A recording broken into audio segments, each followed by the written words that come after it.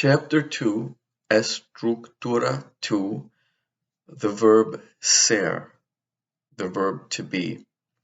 Now, this topic of the verb to be was already covered in chapter P, but the verb to be is a very important verb, very critical verb for using the Spanish language. And so it's reviewed again in chapter 2.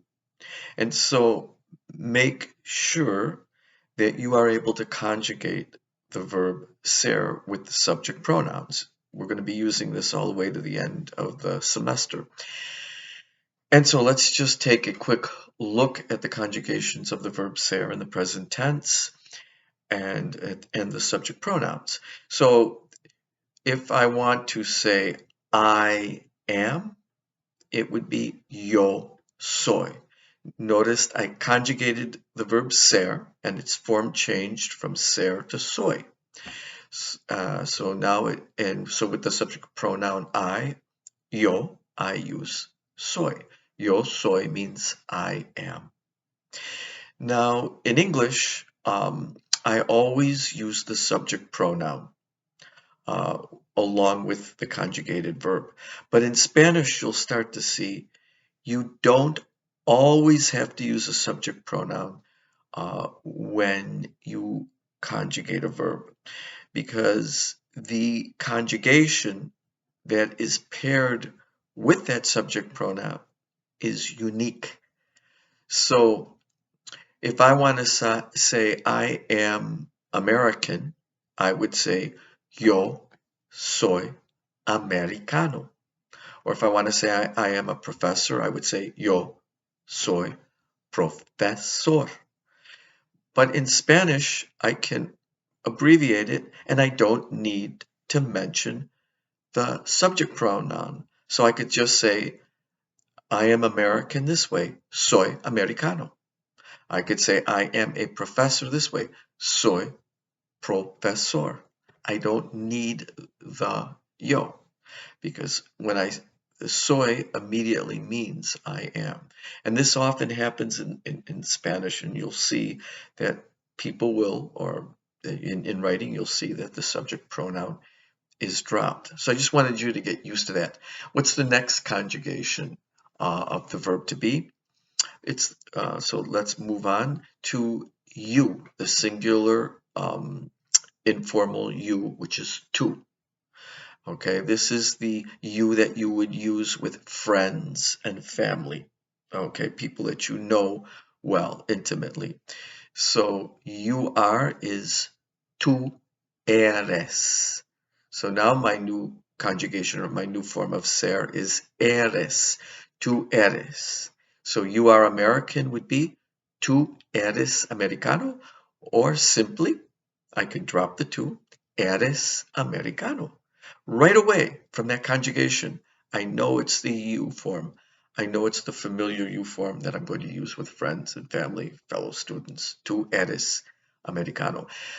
Then we have three more singular forms. He, she, and the formal you, usted. So let's see what the conjugation is for ser in this case.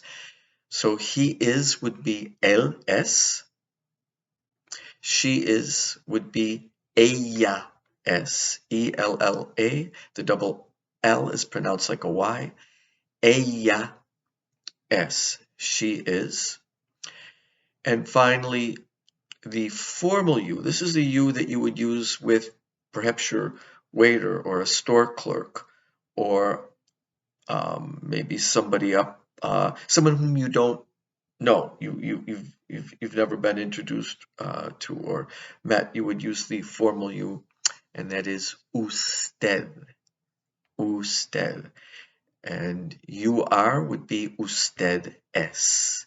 So now notice now the form of ser has changed to s. He is él es. She is ella es. You are usted es. Finally, how would you say it is? There is no subject pronoun it in Spanish when we're conjugating verbs. You just use the he, she, usted form of the verb alone. Okay? So I could say the book is good. El libro es bueno. Okay? But what if I wanted to just say it is good? I don't want to say book. Then I just use the he, she, it. I'm sorry, I use the he, she, usted form of the conjugation without any subject pronoun. So again, I want to say the book is good. El libro es bueno. Now I want to say it's good. I just say es bueno. It is good. Um, let's take a look now at the plural subject pronouns. Nosotros. Nosotros means we. We are is nosotros somos. Okay. Now, again, if I want to say we are Americans, I can say nosotros somos americanos. But I don't need that subject pronoun again. I could just say somos americanos because, again, somos means we are. It can only be conjugated with the subject pronoun nosotros. Finally, well, we next have vosotros. We're not going to use that in this class. It's not used in the Spanish-speaking world except for Spain. And finally, we have one more plural form of the verb ser. Um, and that would be son. And so let's look at the plural pronoun they. That's ellos.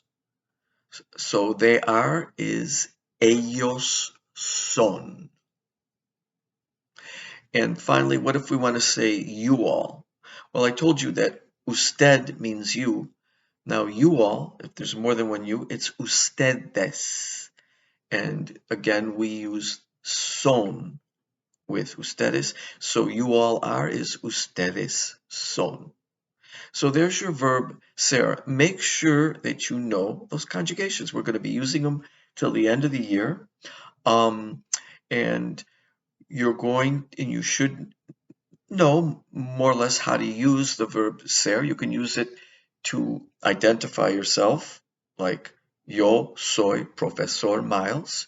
You can use it to describe people. So if you want to describe the physical characteristics or the personality characteristics of somebody or even the color of something, you're going to use ser. So el libro es rojo. The book is red. Okay. The book is good. El libro es bueno. Okay. If I want to use the plural form, los libros son buenos. Okay. So try to familiarize yourself with the different forms of ser. Okay. Again, if you wanted to tell somebody that you are intelligent, you could say eres inteligente. You are intelligent. Or if you want to, you could say tú eres inteligente. So just get familiar with that verb ser. It is used in describing people and things. Of course, we use it to tell the time. ¿Qué hora es? Son las ocho. And so just take a look at that verb ser.